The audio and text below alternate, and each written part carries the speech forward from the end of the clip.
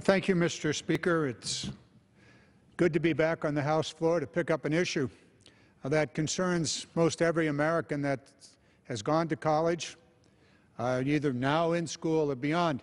I remember a day 3 weeks ago at the Calaveras County Fair. The security guard at the gate greeted me, said, "Congressman." I said, "Yes." He said, "I need your help." "Well, what can I do for you?" He said, "Well, I had to go back to school to get the license and the education for this job. I now run the security program here." And he said, "I will be over 70 years of age before I'm able to pay off my student loan." He was probably in his early 50s at that time. And I said, "How can that be?" And he said, "The interest rate is killing me."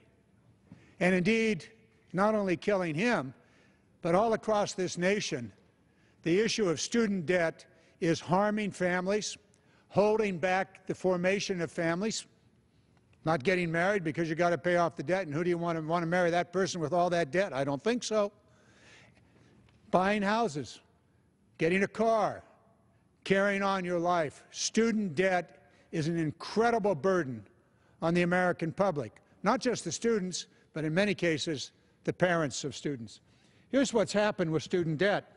It's now over $1.2 trillion, probably today much larger than the debt on credit cards.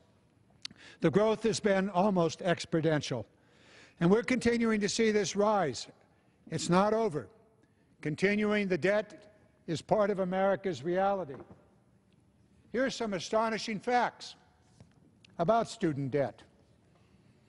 Not only is it $1.2 trillion, but it's continuing to increase at $2,726.27 every second. So we're going to see this go way beyond $1.2 trillion, probably approaching nearly $1.5 trillion by the end of this decade. The number of borrowers and the average balance of their debt has grown by 70% between 2004 and 2012. That's more than 7% per year. And finally, down here, we can see that the average student loan debt for graduate students is now over $35,000 per student. This is an extraordinary burden. Now, tell me, what family in America has not refinanced their home? I think we all have. Certainly I've refinanced, Patty and I have refinanced our home, and I suspect most Americans, if they haven't yet refinanced, are watching the interest rates and looking for that moment when they too will refinance their home. So the question for us today is, why not refinance student loans just the same as we refinance our homes? Well, the loans are owned by the federal government. So this is a question for us in Congress to say, yeah, let's do something to give the American economy a boost. Let's give something to give those families, those young students that are out of school and those that are still in school, an opportunity to refinance their loans and to recalculate the interest on loans that they will be taking out in the months and years ahead. Take a look at this. Undergraduate loans from the federal government are now 4.29%. If you're in the other programs, it may be 5%, and if you're in the graduate program, it's 6.84%. The federal government can borrow money somewhere less than 2% or right around 2% for 10 years. If you add another percent for administrative cost, we could refinance all that $1.2 trillion of student loans down to 3.23%. What a break that would give to students and in school and out of school and those that are going to be borrowing money for the next school year. 3.2% versus 4.29%. Or if you're a graduate student, 3.23% versus 6.84%. Less than half the interest rate. We can do it.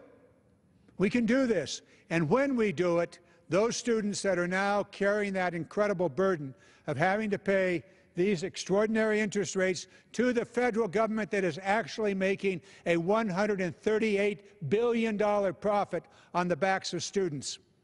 So I would go back to that gentleman there at the Calaveras County Fair who now has a business, but also has a student loan that he took out to get the education he needed to start that business. I'd go back to him and say, I'll tell you what, instead of a 6% or 7% loan, we can refinance your loan down to 3.23%. And what does it mean? What does it mean to the individual student? It means a great deal. So we have introduced H.R. 5274, the Student Loan Refinancing and Recalculation Act. It'll do the following. It would set all student loan interest rates at 3.25%. New ones coming up, existing ones, graduate loans, low-income family loans, and the like. If you happen to be a low-income family, and many of these students are, in fact, the great majority of low-income students are, in fact, taking out loans. For them, their borrowers, it'll be thousands of dollars of interest saved, because we also calculate that the interest will not begin to accrue until after graduation. And also we know that the average saving for students will be over $2,000 on their loans, and it also eliminates the origination fee. Why does the federal government charge an origination fee when a student actually goes to the financial office at the university? The paperwork is done by the university, but yet the federal government, your federal government, is sticking it one more way to the student by charging an origination fee. So the new piece of legislation, H.R. 5274, the Student Loan Refinancing and Recalculation Act, is an enormous advantage to the American economy by allowing these students to hang on to a little bit more of their money and to engage in the economy, get married, get a car, buy a house.